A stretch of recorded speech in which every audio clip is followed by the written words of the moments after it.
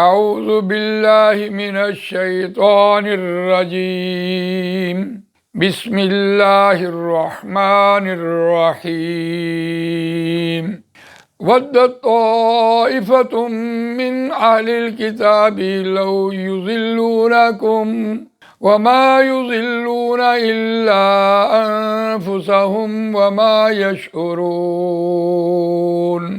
آمنت باللہ صدق اللہ العظیم رب اشرح لی صدری ویسر لی امری واحلل عقدۃ من لسانی یفقہوا قولی اللہم ارنا الحق حقا وارزقنا اتباعہ وارنا الباطل باطلا وارزقنا اجتنابہ آمین یا رب العالمین۔ دوستو اور بزرگوں، سورہ آل عمران آیت نمبر 69 آپ کے سامنے تلاوت کی ہے، اور یہ یہود کا مضمون 2 رکوعوں پر مشتمل ہے۔ ان کی شرارتیں، ان کی ریشہ دوانیاں، ان کے مکر و فریب ان 2 رکوعوں میں بیان ہوئے۔ اس سے پہلے قرآن مجید میں سورہ بقرہ کے 10 رکوع اسی مضمون پر مشتمل تھے، اور ان 10 رکوعوں کا سارا اجمالی جائزہ پھر سورہ آل عمران میں ان 2 رکوعوں میں آیا۔ تو کہا یہ جا رہا تھا، آیت کا روان ترجمہ سنتے ہیں، وَدَّتْ طَائِفَةٌ مِّنْ أَهْلِ الْكِتَابِ، اور چاہا ایک گروہ نے اہل کتاب میں سے، یعنی یہودیوں کے ایک گروہ نے یہ چاہا، لو یضلونکم، وہ تم کو گمراہ کر دیں، وما یضلون الا انفسہم، اور نہیں وہ گمراہ کرتے مگر اپنے آپ کو، وما یشعرون، وہ شعور نہیں رکھتے۔ قرآن مجید نے اس آیت میں 2-3 باتوں کا ذکر کیا ہے۔ ہم نے اس مضمون کو سورہ بقرہ میں پڑھا۔ سورہ بقرہ آیت نمبر 109، وَدَّ كَثِيرٌ مِّنْ أَهْلِ الْكِتَابِ لَوْ يَرُدُّونَكُم مِّن بَعْدِ إِيمَانِكُمْ كُفَّارًا حَسَدًا مِّنْ عِندِ أَنفُسِهِم مِّن بَعْدِ مَا تَبَيَّنَ لَهُمُ الْحَقُّ فَاعْفُوا وَاصْفَحُوا حَتَّى يَأْتِيَ اللَّهُ بِأَمْرِهِ إِنَّ اللَّهَ عَلَىٰ كُلِّ شَيْءٍ قَدِيرٌ۔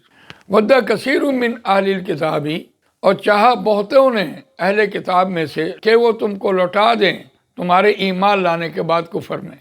کیوں یہ بات کہی؟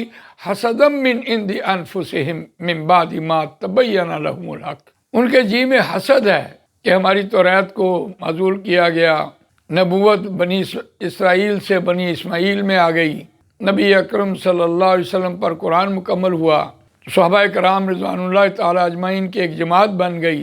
یہ ان کے جی میں حسد ہے۔ حسدم من عند انفسہم من بعد ما تبین لہم الحق، اس کے بعد کہ حق ان کو واضح ہو گیا۔ اب مسلمانوں تم کیا کرو؟ فاعفو، تم درگزر کرو، معاف کرو، واصفحوا، اور نوٹس نہ لو، سنی انسنی کر دو، حتی یأتی اللہ بامرہ، یہاں تک کہ اللہ اپنا فیصلہ لے آئے گا۔ ان اللہ علی کل شیء قدیر، بے شک اللہ ہر چیز پر قدرت رکھنے والا ہے۔ یہ ریفرنس کے طور پر سورہ بقرہ میں ہم نے آیت پڑھی، اور یہاں جو ہم پڑھ رہے ہیں وَدَّ كَثِيرٌ مِّنْ أَهْلِ الْكِتَابِ لَوْ يُضِلُّونَكُمْ، کہ وہ تم کو گمراہ کر دیں گے، یعنی اس درجے تک وہ پیچھے پڑے۔ وَمَا يُضِلُّونَ، اور نہیں وہ گمراہ کرتے، إِلَّا أَنفُسَهُم، مگر اپنی جانوں کو، وَمَا يَشْعُرُونَ، اور وہ شعور نہیں رکھتے۔ قرآن مجید نے وَمَا يَشْعُرُونَ ایک ایسی اصطلاح بیان کی ہے کہ ایسی اصطلاح انسان کے ذہن میں نہیں آ سکتی۔ شعور کا مطلب یہ ہوتا ہے وَمَا يَشْعُرُونَ، کہ ان کے شعور میں بھی نہیں ہے، ان کو پتہ بھی نہیں ہے، وہ مسلمانوں کو گمراہ نہیں کر پائیں گے۔ قرآن مجید میں سورہ بقرہ میں 2 مثالیں دی وَمَا يَشْعُرُونَ کے حوالے سے۔ پہلی مثال سورہ بقرہ آیت نمبر 11 اور 12 میں دی ہے، وَإِذَا قِيلَ لَهُمْ لَا تُفْسِدُوا فِي الْأَرْضِ قَالُوا إِنَّمَا نَحْنُ مُصْلِحُونَ أَلَا إِنَّهُمْ هُمُ الْمُفْسِدُونَ وَلَٰكِن لَا يَشْعُرُونَ۔ وہ تو شعور ہی نہیں رکھتے۔ جب ان سے کہا جاتا ہے کہ زمین میں فساد نہ کرو تو وہ کہتے ہیں ہم اصلاح کرنے والے ہیں۔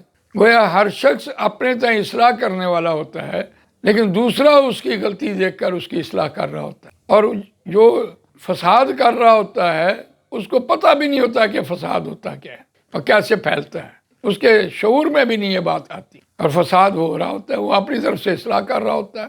اور ایک دوسرے مقام پر یا ایھا الذین آمنوا استعینوا بالصبر والصلاۃ ان اللہ مع الصابرین ولا تقولوا لمن یقتل فی سبیل اللہ اموات بل احیاء ولکن لا تشعرون، اور نہ تم کہو جو لوگ اللہ کی راہ میں مارے جائیں، قتل کیے جائیں، ان کو مردہ نہ کہو، بل احیاء، بلکہ وہ تو زندہ ہیں، وَلَٰكِن لَا تَشْعُرُونَ، اور تم شعور نہیں رکھتے، تمہارے شعور سے، تمہاری عقل سے ماورا بات ہے۔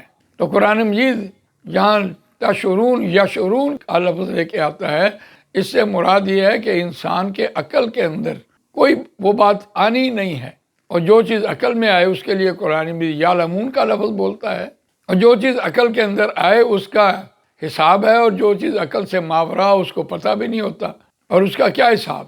تو اس آیت میں خاص طور پر یہ بات کہی گئی کہ وہ گمراہ نہیں کر پائیں گے آپ کو، ان کے شعور میں بھی نہیں ہے، وہ اپنے آپ کو گمراہ کریں گے جیسا بھی کریں گے۔ ظاہر بات ہے جب جو شخص کہتا ہے کہ میں اصلاح کرنے والا ہوں، میں زمین میں فساد نہیں کرتا، تو زمین میں تو اس کا فساد چل رہا ہوتا ہے۔ وہ فساد ہوتا کیا ہے؟ فساد ہے access of every thing is bad. جو عمل نبی اکرم صلی اللہ علیہ وسلم کی سنت کے مطابق کیا وہ عمل کہلایا، جس میں اپنی مرضی شامل ہوگی وہ فساد فی الارض ہوا، زمین میں بگاڑ پیدا ہو گیا۔ تو اللہ تعالیٰ مجھے آپ کو قرآن مجید پڑھنے، سمجھنے، اس پر عمل کرنے، اس کو دوسروں تک پہنچانے کی توفیق عنایت فرمائے۔ سبحانک اللہم و بحمدک، نشہد ان لا الہ الا انت، نستغفرک و نتوب الیک۔